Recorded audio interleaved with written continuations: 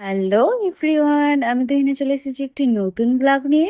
সচরাচর আমার রুম এই হালে থাকে না, তবে অনেকেই জানো, আবার অনেকে জানোও না যে আমি এখন একটি নতুন কাজে ইনভলভ হয়েছি।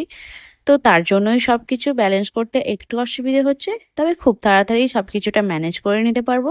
আর হ্যাঁ, এত কথা বললাম আর কাজটাই তো বলা হলো না। আমি একটা নিউ ইউজিসি আইডি খুলেছি, ওখানে অনেক সুন্দর সুন্দর ভিডিও আপলোড করা হয়। তো তোমরা চেক আউট করতে পারো, আমি ডিসক্রিপশনে লিঙ্কটা দিয়ে দেবো। আশা করি তোমাদের ভালো লাগবে, তো সকালে ফলো করে দিও। অনেক কাজের কথা হলো, চলো এবার কিছু খেয়ে নেওয়া যাক। কি ভাবছো, এটা আবার কি খাবার? মা আমার জন্য নিয়ে এসেছে ছাতু। ছোট থেকে এটা আমার খেতে খুবই ভালো লাগে, তাই অনেকদিন পর ছোটবেলার মতো করে অনেক কিছু মিক্স করে চা দিয়ে ছাতুটা খেলাম। তোমরা কি এইভাবে কোনোদিন খেয়ে দেখেছো কেউ? কমেন্টসে বলো তো। খেয়েই চলে আসলাম আমার অগোছালো রুমটাকে পরিপাটি করে নিতে। ঘরটা পরিষ্কার হয়ে গেলেই মনে হয় দিনের অর্ধেক কাজ কমপ্লিট।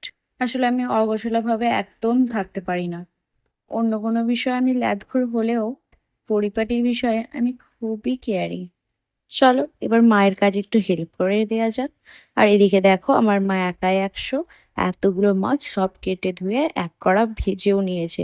আসলে আজ আমাদের পুকুরে মাছ ধরেছে, না হলে সানডে কমসে কম এত মাছ তো দেখা যায় না, কারণ সানডে তো মাংসের দিন, তাই না?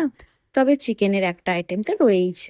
মা যেহেতু একাই সব করে নিচ্ছে, তাই আমি ভাবলাম বেকার টাইমটা নষ্ট না করে চলে যাই, তাড়াতাড়ি গোসলটা সেরে নিই, কাজে নামাজটাও পড়া হয়ে যায়। আর খাওয়া দাওয়া কমপ্লিট করে আমরা চলে আসলাম শুটের কাজে। আর শুটটা ঠিক যতটা সুন্দর হয়, বিহাইন্ড দ্য সিনটা ঠিক ততটাই বাজে হয়, তাই না? আর এদিকে আমরা লাঞ্চ করে আসার সত্ত্বেও কাজের চাপে আমাদের আবার খিদে পেয়ে গেছে। আর ভ্লগটা বড় করছি না, ভালো লাগলে সবাই লাইক করো আর সাবস্ক্রাইবটা করে দিও। চলো, বাই।